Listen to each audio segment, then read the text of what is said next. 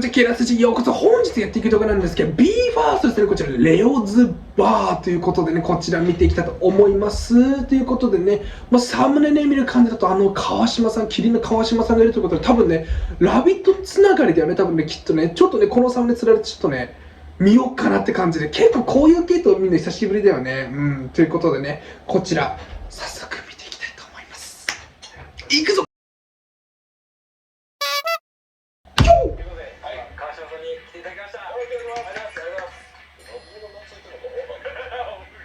今までこういう芸能人の方って出てたりしたありましたか？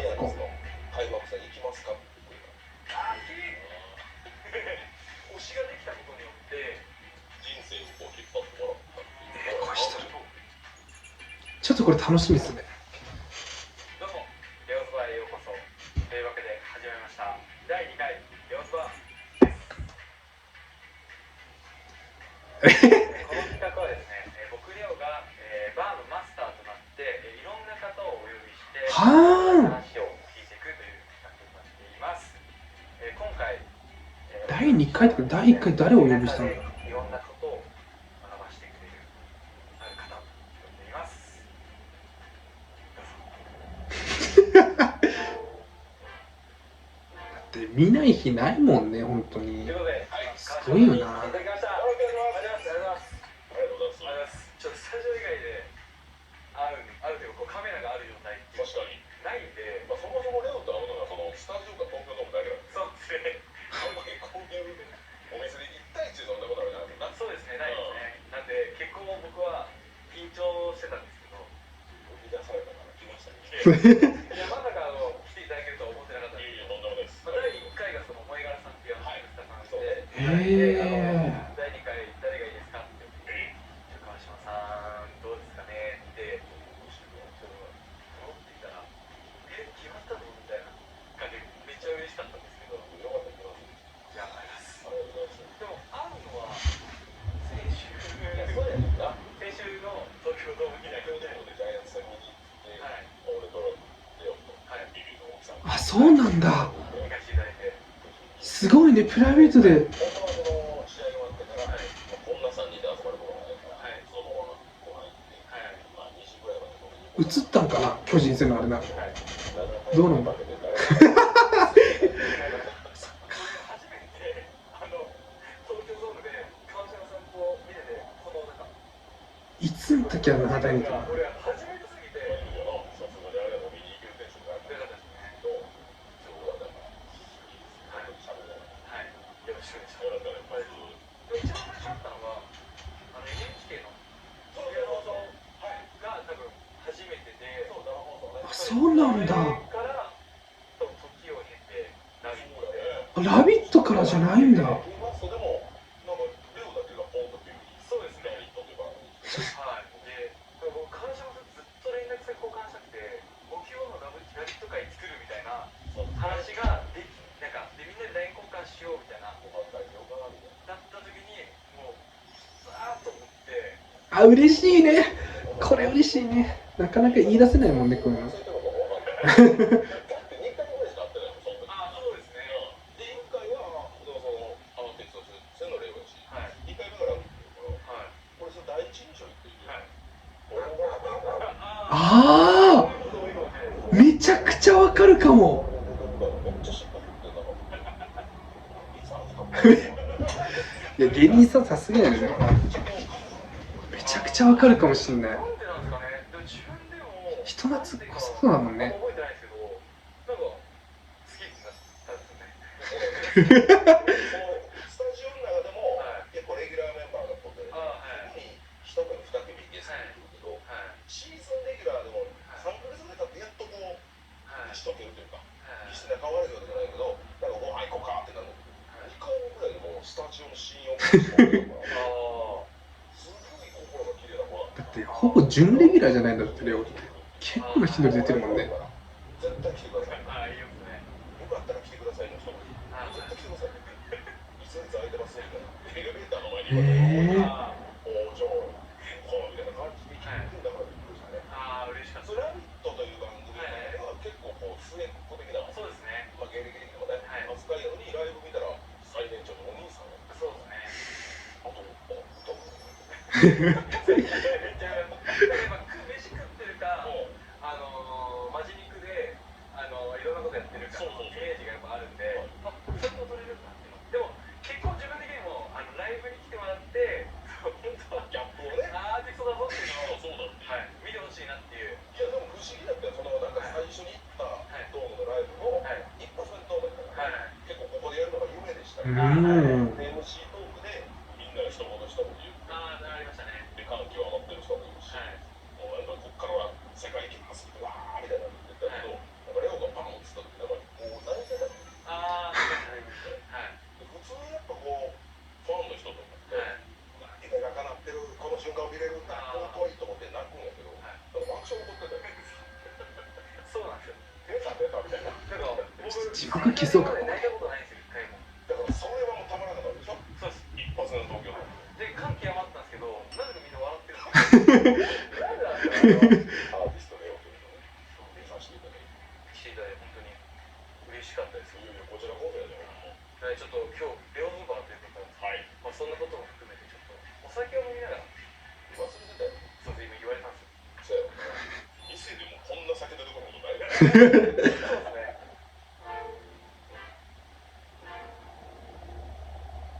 今日はハイボール。ありがとうございます。大好きです。はい、ありがとうございます。じゃあ、ありがとうございます。はい、はい、ありがとうございます。す。いやー、グイッと。でもお酒すごい強い。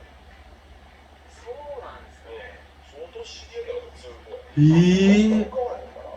あ、そうです。あ、そうかまあ、もしれない。普段彼なんか酔っ払ってもそんな俺朝飲んでしかもだからそのあ、表現するというよりも別に水でも言うより水言われたいから。朝一やっぱ酔っ払ってるのにな。酔っ払ってる。何みたいな。こんなんやばい。言わない。そんな変な印象つけます。やってないですからね。オンオフがないからいいなと思って。あ何回かあったんですよ。その中学校の時とかも高校の時とかも、まあ芸能界入ってもそうですけど、そのなんかクールキャラみたいなのやっぱこういうじゃないですか。ちょっとなんか自分クール舞台の上でははしゃぐけど。はい。やりたかったんです想像できないけど、な。やるごとに今日機嫌悪いのって。まあまあ無理してもバレる。そっちやったら多分ドームで泣いててもみんな泣いてる。そうです。それができないから。すごいよな。でもなんかこうライブ見たらやっぱこうさね。ああ、そうですね。嬉しいですね。まあ音量と言いますか。はいはいはい。ここがしっかりしてるからな。嬉しいです。でも僕は逆に川島さんのゴールデンラビットとか、特番の時とか、はいはいはい。あとラビットロックの時の、なんか、はい、川島さんの、なんかスタッフさんの前で話す言葉だったりとか、その正常で話す言葉が、なんかすごい大好きで、なんかそれになんか、よりなんか魅了される場面が多いというか、ずっと言ってくれてるよ。僕らもチームじゃないですか、チームでやっぱそのメンバーとやっぱスタッフさんとそのファンとみたいなので、やっぱ一個のチームだなっていうふうに思ってるんですけど、やっぱ当社が社長からもやっぱ近くの人に愛されないとうーん。うまくいかないっていうことは言われてたんですよ。だから言われてはいて頭では分かってたんですけど、なんかそういう人って多分いたとは思うんですけど、ぼんやりとしてたんで輪郭がなかったんですけど、はいはいはい。だから川島さんそのゴールデンラビット終わった後のなんか第一声になんかそのなるほどねスタッフさんにこういやもうそうだよね。言葉とかそういうのとかを聞いて、これをみんなついていくわって思ったんですよ。あ、こういう人がなんか先頭に立ってなんか立つからなんかこうやってみんなから愛されるこういう番組があっていろんな人からこうやって支持されるんだなって思ってめっちゃ大きいなんか収穫だったというか。別になんかその格好つけてるわけじゃないね。いやでもなんかいや俺逆に聞きたいよ。そのだからライブの MC どうしてるの？難しいよな。だから用意してたことあうんそうですね。僕は最初なんかある程度なんかこういうことを言わなきゃみたいなのがあったんですけど、はいはい。いやそれやるとその僕めっちゃ不器用なんで、そのなんか台本読んでるみたいな本当になっちゃうんで、そうそうそうそう。なっちゃうんで、なるべくなんか何も考えないでしょ。へえ。ゼロ。ゼロその来てくれてる人と目が合って思ったこととか、隣でメンバーとかもそうですけど、その空間でなんか確かにそんな感じはするかな。たくさんあって、なんかそれをなんか言葉にして伝えるみたいなことの方がなんか重いというか。アーティストの人もだからそういうのライブ見に行くようになってまだ日が浅い。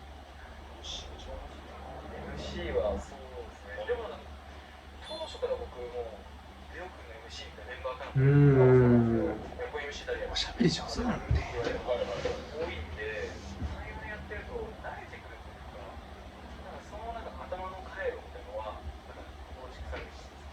まあだから多分最後にしゃべることもはい。なんか受け取ってみたいな。そっかそっか。でもなんかそういうこともなんか川島さんとも結構学ぶっていうか、まあ、スタジオにいて学ぶことめっちゃ多くて、ラビット出る前はその僕らバラエティーとか全くやってなかったので、ラビット出たことによっていろんな職業の人と話したりとか、見る人も変わるしね。はい、なんかそのすごいなんかいろんな引き出しを手に入れたというか、なんか考えの幅がすごい広がって視野が広がった気がしたんですよね。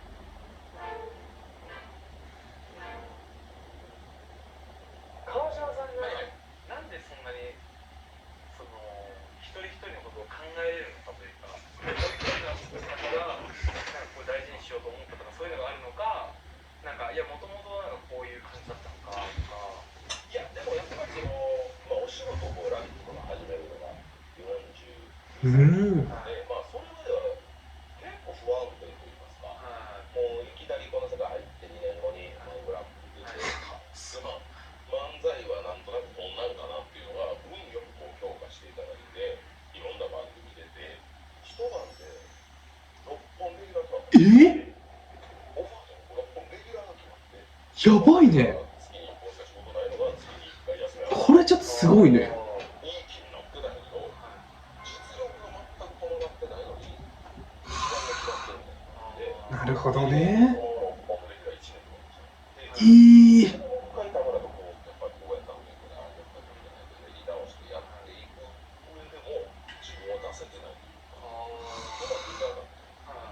いいななんとかだけど、ずっとなおって今日一言も喋らなかったみたいなことがあるぐらい喋れるんで、MC の人が、もう当時はなんかこのブラジルのサッカーみたいなさ、ディフェンダーでもボール処理持って抜けたら一人で行っちゃうみたいな。なるほどね。パスワークがうまいっていうような、なんかスタジオじゃなかったから、一人の真ん中の人を全部制圧して、どんどん点取って、端っこにいる俺らは本当にもう機能した。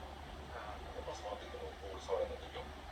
なんかそんな感じで、なんかもうもどかしい感じがずっとあったんで、今そうやって自分がこうやってMC になった時に、何となく見てて分かるんだよ。この子も一言も喋れてない。才能がないわけじゃないのに、もうなんか申し訳ないな、こっちが。その時のハードル。だからラビットとかああいう朝番組 MC とかやれるようになって、結構こう立場が人を作ってくれたから。この真ん中にいて、この先頭やからこれが監督みたいなことが多い。じゃあその時の経験がそのみんなで作り上げてくれてるっていうのがあるから、上手だもんね。一人一人にかける言葉だったりとか、みんなにかける言葉が、時代も良かったかもしれないね。なんかこう一つワンマンプレーで走るっていう時代。苦労したんだね、めちゃくちゃ。ストライカーが一人っていうか、みんなでその人にパスを出すんじゃなくても結構こう、まあ平和に、まだまあコロナ禍とかの出演も一気に出てね。だから40人とかあったのよ、ゲスト。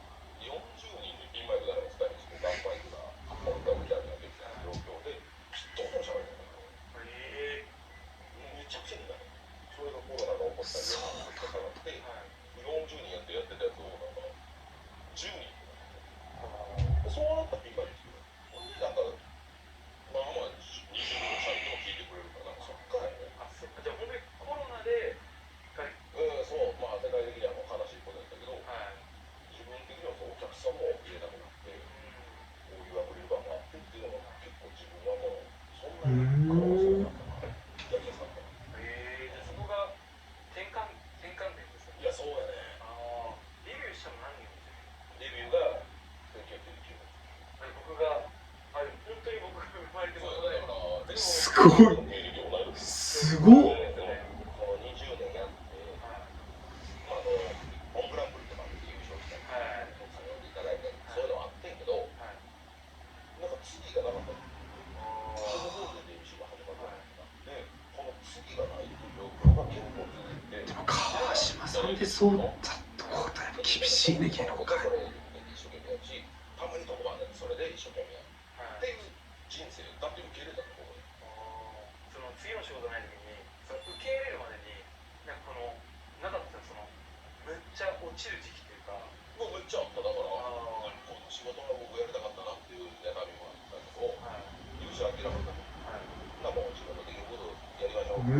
前向きだ。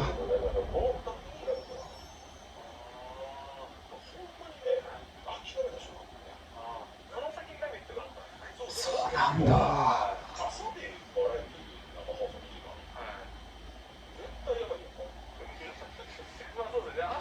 確かにね。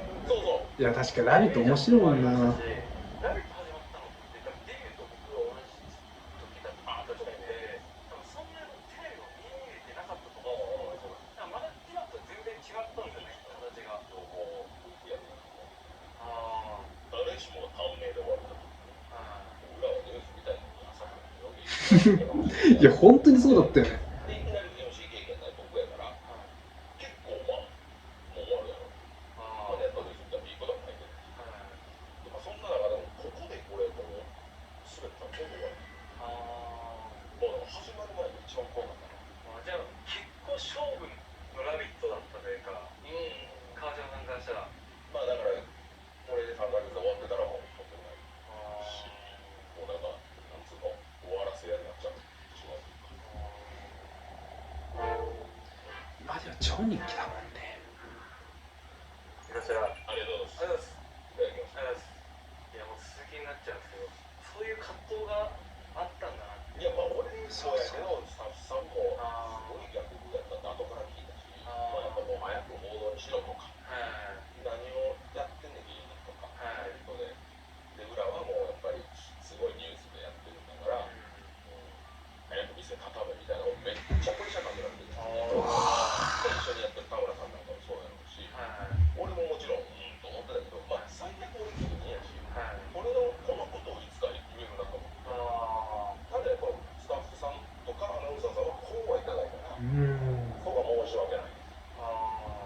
でなんとかこう変えたいなとかなんで、そこがね、なんかそのアウスのこういうでっかいお祭りがあって、絶対スタッフさんとかアナウンサーさんっていうのは僕はほんまに大変だったでしょうと。痛みというかそれが分かるからって見せへんねん。ほんでまた終わってからねいつも反省会みたいな打ち合わせするんだけど、いや今日はあれが良かったっすねとか言ってんだけど、俺知ってるから多分この人ほんま俺らには辛いかもしれんけど、あれが良かったって言ってた視聴率が分かるから、それ見せないんでこっちもやっぱ弱い顔見せられる。本当になんか戦友というか、まあ立ち上げのメンバーはそうですね。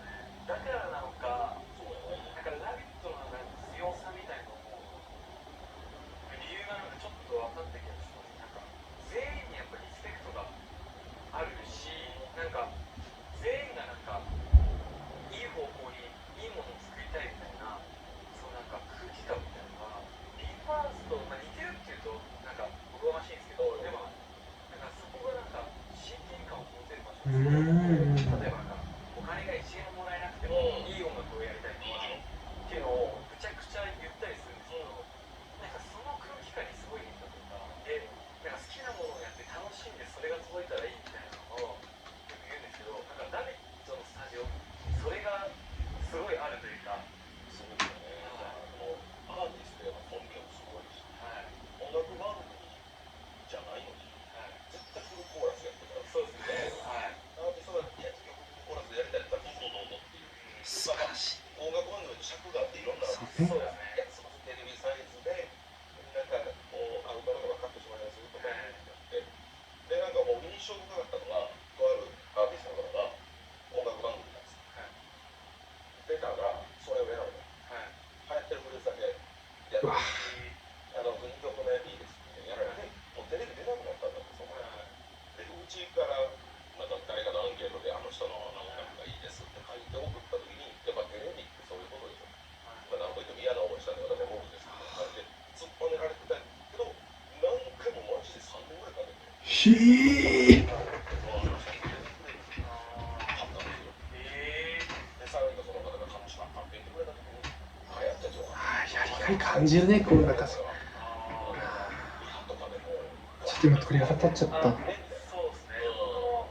歌わせてもらったじゃないですか、自分のソロ曲。であれも作った時に、まあ、それこそ「ラビット!」のスタジオのことが頭に浮かんだりとかいろいろあったんですけど、自分がなんか音楽家としてなんかできる恩返しってなんだろうとかい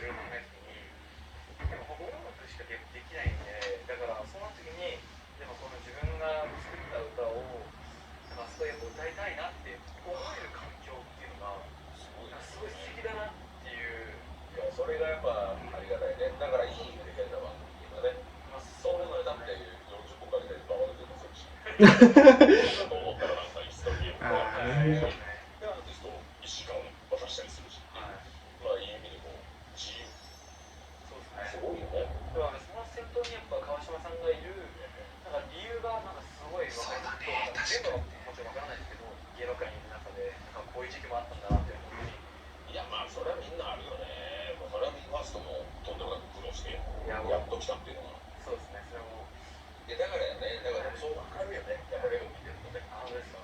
でも本当になんか川島さんのなんかその人柄も好きだったんですけど、そのやっぱなんか本当になんか惚れたんですよね。そのやっぱ僕がブログにも書いたんですけど、それが絶対痛くてこのカメラの前で。いやちょっと行き過ぎてるよ。なんかこの間も3月上旬にポンと LINE くれて、川島さん、ジャイアンツの開幕戦行きますかって言ってくれた。ああ、はい。なんか普通にお誘いで、見に行きますかって。俺の予定を聞いてくれてて、でもどうしよっか、平日やから、俺あんまり平日に行かないから、いや分かった、レオ行くんやったら俺も行くよって、普通の会話で。そのレオも、もう川島さんたらうわ、ちょっと似合うかも。なんか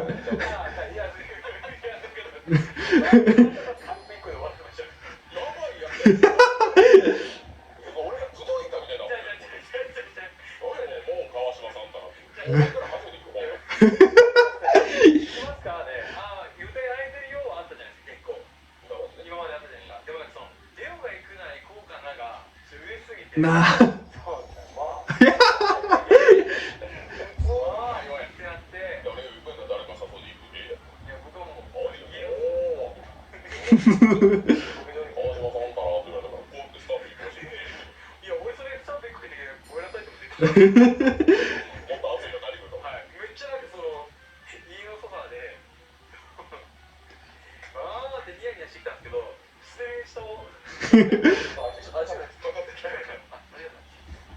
たまたま俺が仕事入ってね、開幕無理やったって言ったら、はい、わかりましただけど。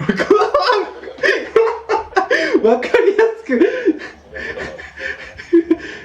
僕そのおかしいんですよ。ちょっとバロメーターがよくこう信じるねと。もちろん俺は悪いやつじゃないけど、そこまでのデータもないのにこう全力投球してくる。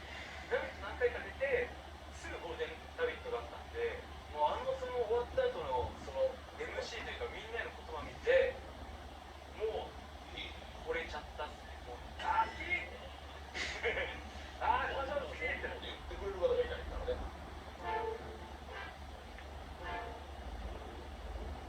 音楽の話で言うと、川島さん曲出したじゃないですか。そう。むちゃくちゃいい。いろいろ言ったじゃないですか。ソロの曲、一番最初に先行配信された時はシーポップのシーポップですよね。あれがもう良すぎて。マジで。はい。であれが入ってるアルバムですよね。そう。そうなんだ。すごいメンバーでね。プロデュースすごいな。川島さんの声のいい成分が全部入ってて、俺久々に車乗ってて自分で同じ曲を首都高走りながらずーっとループしました。嬉しいめっちゃ。それ嬉しいね。作ってるのが一流の音楽家やってるレジェンドの。そう、それまで同じいいスピーカーとして頑張ってるんですから。ラジオとかでも川島さんとかよく言ってますけど、ジャズ聴きに行ったりとかあるじゃないですか。あとサックスやったりとかもあるじゃないですか。でどこでその音楽を好きになったのかっていうのがごめんなさい。音楽はでも昔からほんまは親が好きで、親がレコードとかしかも洋楽をね。ほんで俺の世代はやっぱCD がWD はね、ここでも聞いてたけど、いわゆるだから90年代渋谷系って言われるのがあって、小沢健二さん、シャラパートナー、今もバリバリの人も聞いてめっちゃかっこいい。そっからやっぱな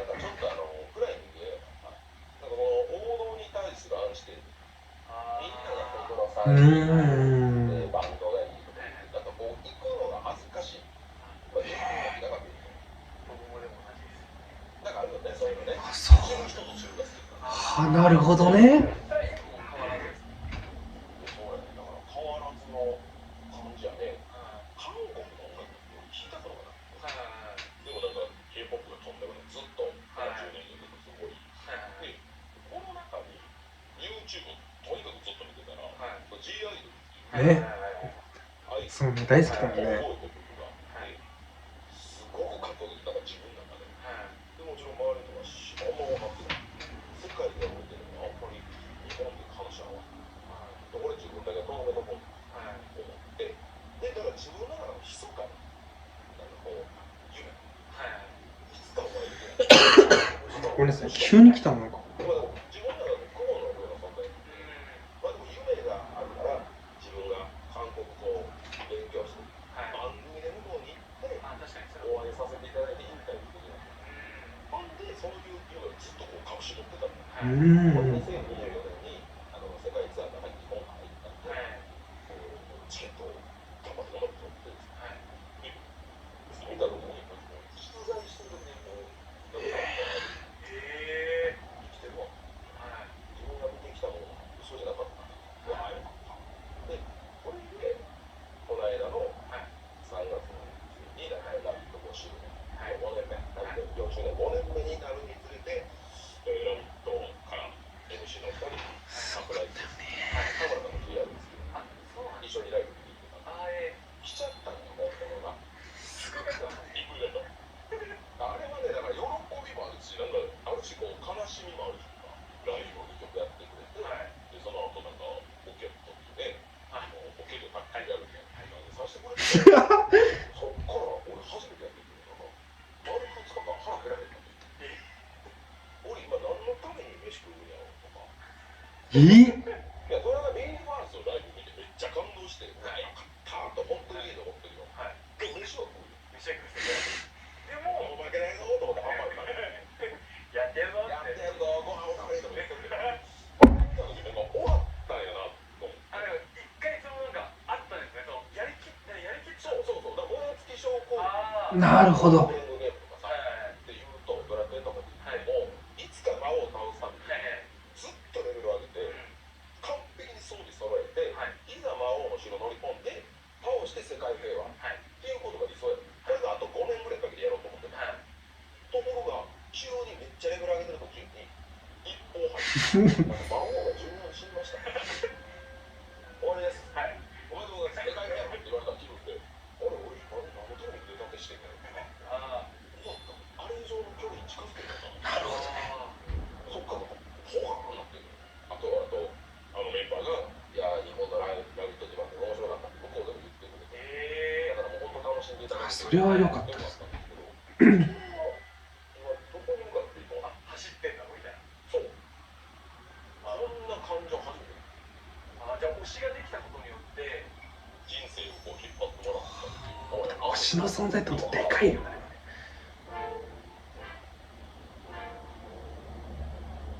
今日めっちゃ幸せでした。2人で話すことないじゃないですか。みんながいて、その中でこういろんな話があって、ワイワイっていうことが多いかったので、その川島さんにもこういうことだっていう言ってるようでうまくいかない時期があって、僕とか本当に一本グランプリ見てて、もうすごい人っていうイメージがあったんですよ。でもその裏にやっぱいろんなものがあったんだなっていうのを思いましたし、今自分が大好きだなって思ってる番組がその川島にとってすごい大事な番組で、その裏にあるのはやっぱいろんな人の思いがやっぱあるんだなっていうのを知った気でいましたけど、川島さんをなんとなくそのいつも飲みに行ったりとかもさせていただいて、たくさん飯をもらっていますけど、今日またより一層なんか川島さん知ってるレベルが1個ぐらいあるんで、まあそうですね。しっかり語ってますから、そんなに。嬉しかったです。誰呼ぶの次はゲスト。誰がいます？これ毎回なんか言われてて、誰を呼んだらみんなのって話せるのかなって。ちょっと難しいよね、確かにね。どうも、ヨーズバー。あ、そうなの？今回は第2回ということで、ヨーズバー開催していきたいと思います。ヨーズバーはですね、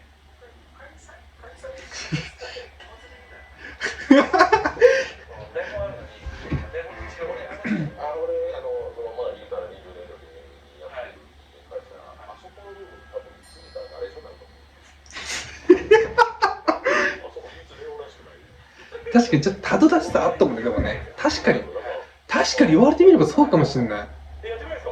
あ、それやろうか。何これ。大企画。マジえ、これちょっといい、嬉しいね。でも下手だったからって。そうだからこれがいいんですよ。そうですね。マイナスを誰かが補ってくれる。あれで手抜いてたらやしませんけど、一生懸命やってずっと俺横で何言ってたのか分からない。あいつは開催いたしますけど。開催じゃないですよ。ちゃうから言われて。あ、そうです。それだったらちょっとナレーション。本当ですか？これちょっといいね。ありがとうございます。これはめちゃくちゃ嬉しいです。やっとゆるかなった。ありがとうございます。これ番組になりますね。ありがとうございます。ありがとうございます。ちょっとよろしくお願いします。でも今日本当ありがとうございます。幸せでした。ありがとうございます。またよろしくお願いします。はい、という時ね、30分間見ましたけど、ね、これ見て愛される理由が分かったな。やっぱ芸能人の人たちってね、やっぱトップの人たちって苦労はあんま顔とか表情とか出さないじゃないですか。だから、うまくいってんだろうなと思ったけど、やっぱそうじゃないんだね。ちゃんと苦労してんだね、下積みっていうかしっかり。それではね、愛されるわな。それは確かにこのね30分間切っただけでもようわかるわ。でもね、いいね、このバーいいね。なんかさ、本音で語り合うみたいなね、お酒もあっていいよね。こういう企画すごくいいと思います。ちょっと次回のねゲストも楽しみだよね。ナレーションもね、また川島さんのナレーションも楽しみだね。はい、でございました。ということでね、じゃあこの動画終わりときます。また次の動画でお会いしましょう。バイビー。